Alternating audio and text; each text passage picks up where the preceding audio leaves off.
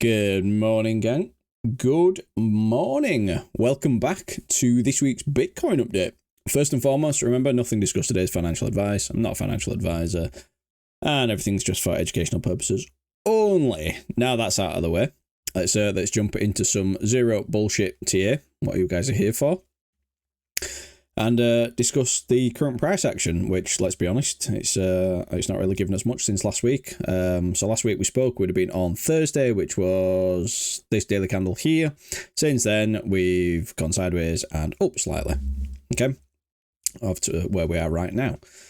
So there's no real trades to give you from the group, as in trades that we've taken this week. Effectively, we have been in a sideways range.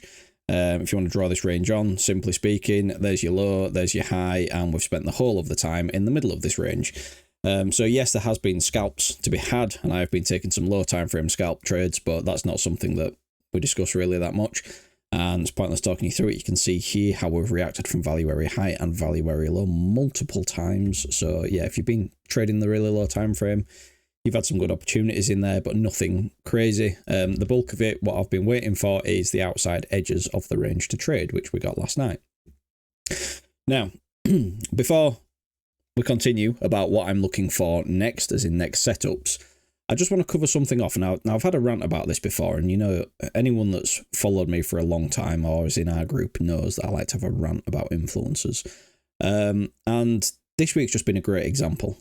Okay, so we're saying at the beginning of this that we're in an established range, and my guys know that I'm well and going to be interested in trading the outer bounds of the range, and anything internal is just going to be a scalp, an intraday. You don't overstay your welcome. You get in, you get out, you understand when price action starts going against you. It's as simple as that. However, when we look on YouTube and we look on crypto Twitter or crypto X or whatever it's called these days, we've seen so many patterns within this that have got people destroyed, and it's just hilarious to see. And I say it's hilarious to see because sometimes people read me wrong, and it's probably my autistic tendencies. Now, as much as I take the piss out of people getting destroyed within this, I've been there and I've done it, and I've followed these influencers and I've followed these silly patterns. Okay, now what patterns am I talking about? Well, if we just pull up my Twitter, because I was taking the piss out of a fair few of them on Twitter, we can see here, this was just 2 days into that range.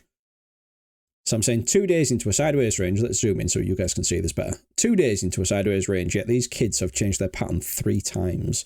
It ended up being more than that as it continued. Just draw a parallel channel on it and call it a range. No wonder 90% of these folk lose money when they follow financial advice from kids. Now, this kid in question, he's just one of many of them, and they're all doing exactly the same thing. First, it started off as a bull flag, then it changed into a symmetrical triangle, then it changed into an ascending triangle, and effectively, why do they keep changing it? Because what they like to do is, once they get a breakout of whatever pattern they're trading, they like to tweet breakout, which then in turn gets people to FOMO in. And the FOMO into a long or a short, depending on which direction it breaks. So if we use this as an example, the first one was this. Using this pivot, and then this pivot, and this pivot. In fact, it wasn't that pivot, was it? I'm telling a lie, it's this pivot here. We're drawing it like this. Okay, so what happened was, price is contracting. I agree, it's contracting. And then what happens?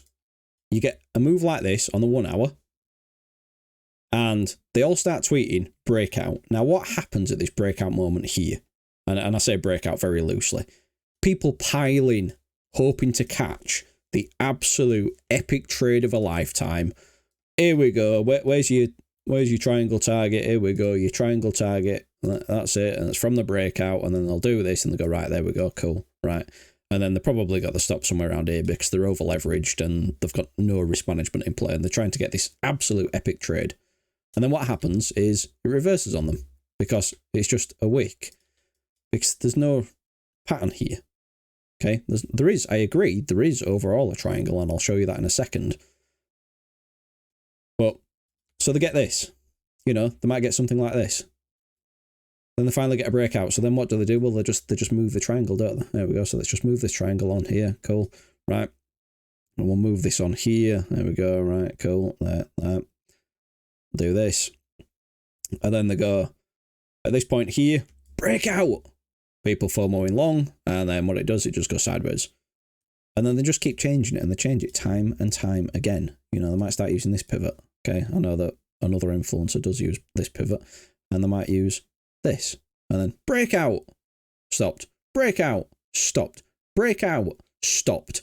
Stop out, breakout shorts, stopped, and then it continues up. And this is what happens when you trade these influencer style patterns, and you get carried away. And again, as I said, I've been there before, I've done it, and I'm not going to sit here on my high horse and say that, you know, I never did this, because I did. We've all got to learn somehow. However, trying to follow advice on trading from influencers, bear in mind, influencers don't make their money from trading.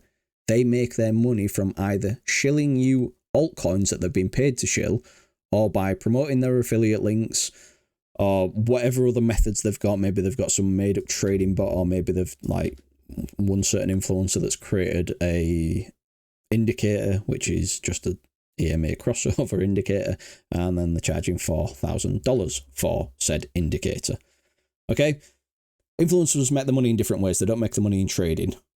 When they're screaming breakout, it's because they want the engagement, they want the attention. Now, as I said right at the beginning, I do agree there's a triangle here, but you needed more time for this to form. Why do you need more time for this to form? Because the context of this triangle ties into this structure here.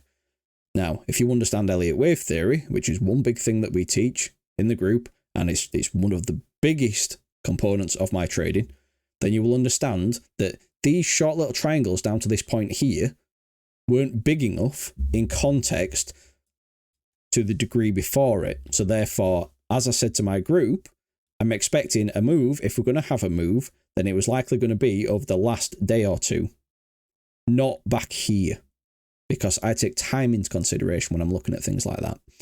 Okay, so as I posted to my group yesterday, once I had a good count on a triangle, then we can post it. And you can see here, Bitstamp arguably has the cleanest chart.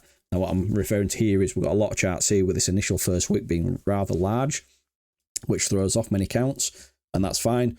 But Bitstamp had the cleanest chart, and it looks like a triangle and subdivides well with D being a double zigzag. Now, once again, if you don't understand Elliott wave, then that might not mean anything to you. But if you're a trader that does understand Elliott wave, then you understand where the technical breakout was. Okay, so I do agree there was a triangle here. I do agree. But your triangle was effectively here.